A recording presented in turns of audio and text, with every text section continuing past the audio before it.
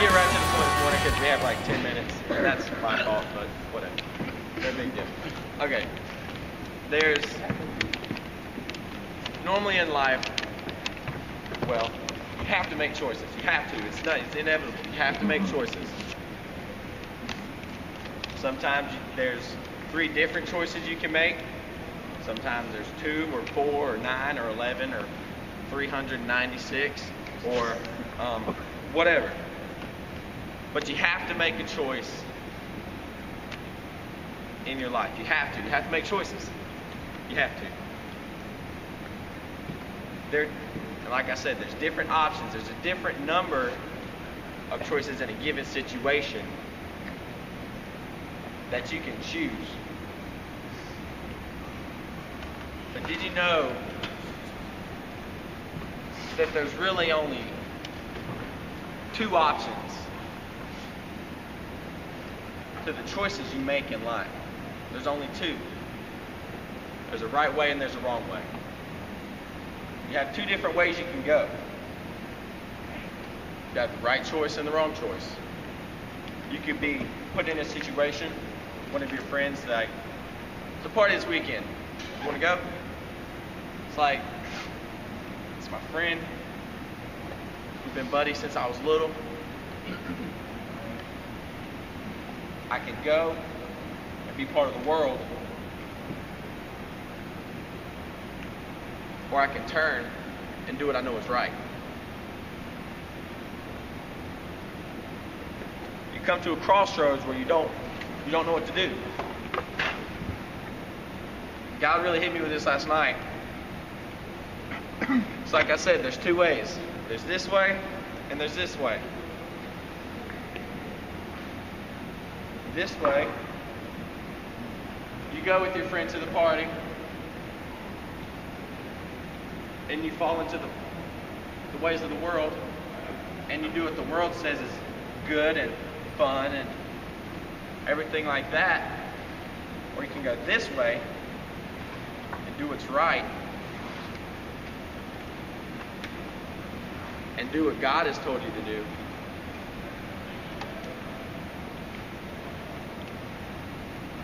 You can just stand there looking like you have no clue what's going on, saying, God, I don't know what to do, so I'm just going to stand here. But this is what I believe happens. You believe that you're not making a choice. You're not doing anything bad. You're not doing anything good. You're not doing anything for God. You're not living for God, but you're not really doing anything bad. But this is what I believe happens. I believe that you stand there and you stare at that sign. But every now and then, there's a little shuffle that occurs. You move a little bit towards the world. Nothing big. You're still pretty much looking right at the sign. I mean, I still don't know what to do. I'm not really doing anything bad, but I'm not really doing anything good. And then slide a little bit more. Let me tell you why I believe that. So it comes from Matthew 7:13. It says, Enter ye in at the strait gate, for wide is the gate, and broad is the way that leadeth to destruction. Many there be which go in thereat. Which means many people that go into it, it's where they end up going. When they come to that crossroads and they see that sign, this road over here is wider. More people can fit through it. More people can go that way. It looks better than the narrow road here. You could go this way, and more people go. That's where everybody else is going. That's where all your peer pressure is going. That's where everybody that you hang out with is going. They're going that way. And so you might be standing there knowing what the right thing to do is, but you're kind of being nudged by the crowd. And involuntarily you're slipping farther and farther away from the other side. You're going this way. Verse 14, because strait is the gate, and narrow is the way, which leadeth unto life, and few there be that find it.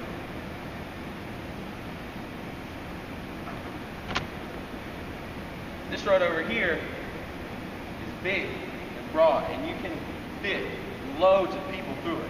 You can just go and go. For as long as you can cram people through it, you can go. But on the other hand, over here, there's a little narrow road. And not many people find that road. Not many people at all find that road. You know, and occasionally, going against the crowd, you have a strong person who breaks away and decides he's going to be a little different than the rest of everybody who was going down the broad and the crowd road, I guess you could say, and starts going this way and working his way this way. And it kind of the narrow road kind of reminded me of Chronicles of Narnia, and how Lucy just happens to wander into the cupboard, and it's not big at all. Nobody knows it's there except one other guy, and he doesn't say anything, and I don't understand that. You're trying to get back at her. But she kind of stumbles into the cupboard, and she's walking through, and she finds something amazing. Something breathtaking, something so amazing. She can't even begin to describe what it's like. But she found it, and she knows how to get there.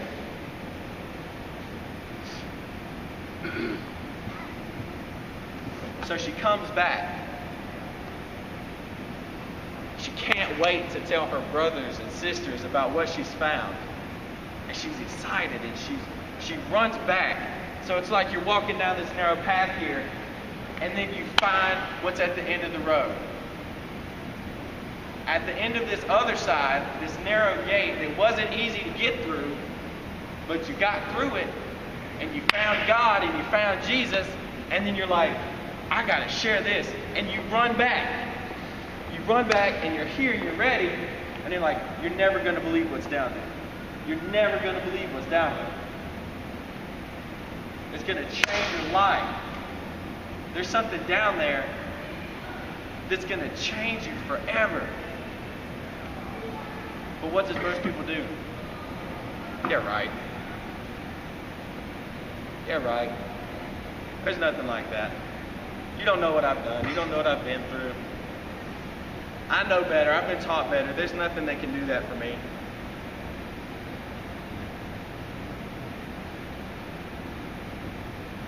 But then later on, they happen to follow Lucy, by accident of course, but this is a good example, so don't hate. But they happen to follow her into the cupboard again.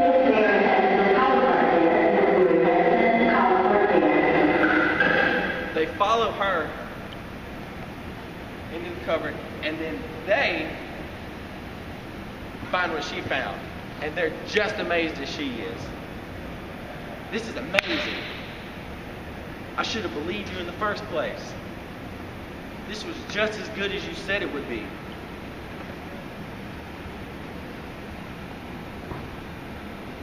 You have a choice on which way you're going to go. But I'm here to tell you, because it says it right here.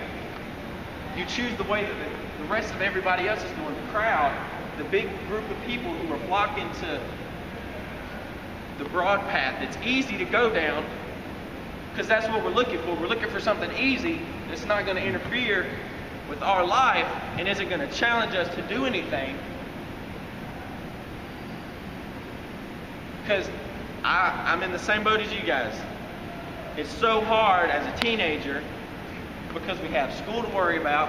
Our parents will get on to us if our grades aren't good, we have to keep good grades, and we have to play sports, and we have to do all this other stuff, and there's just so much stuff coming at us. And so when we get the chance, we choose the easy road, and we choose to do what's easiest for us, which is just go with the flow and follow the crowd this way and go here. Or you can choose the narrow road,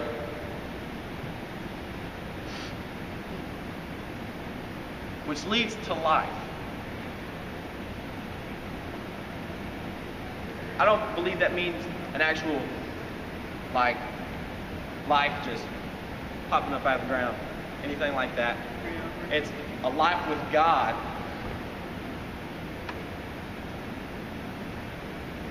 on this earth, a life connected to God. the road of righteousness.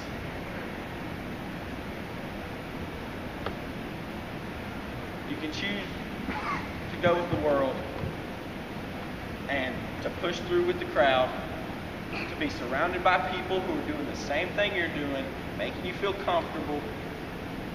Or you can challenge yourself and say, I know what's right. You're looking at the sign and you're like, I know I need to go this way. I know I do. But it's so much easier to go this way. Or are you going to say, I know I need to go this way, and this way looks tempting, and that's where all my friends are going.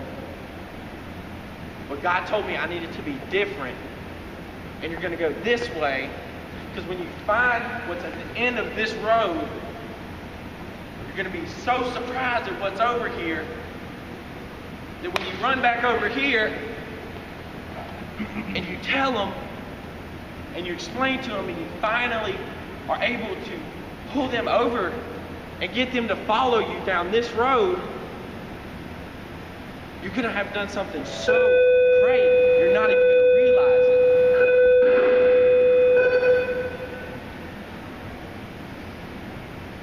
Which way are you going to choose? Where are you going to go? Because I'm just as guilty of going down that road as anybody else.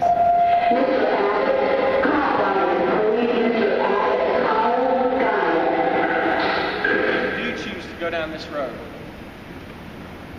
always remember, it's never too late to turn around and come back. But I want to let you guys know, as a Christian, when you turn down this road and you turn around and you decide you're going to go back, guess what you're doing? You're having to fight your way through the crowd and of just the hundreds of thousands of people who are pushing this way.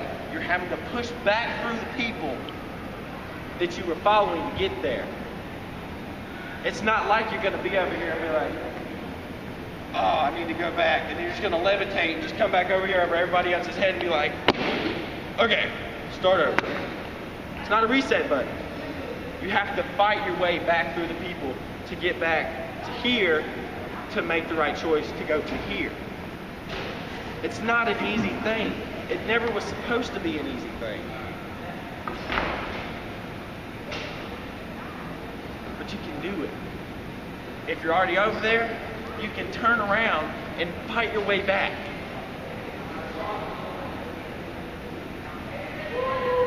Dear Lord, thank you for this day. Thank you for everything you've done. Lord, I just pray that we would make the right choice and the right decision this morning and throughout this whole day as we go through school, God. I pray that you would be with us and keep your hand on us, Lord.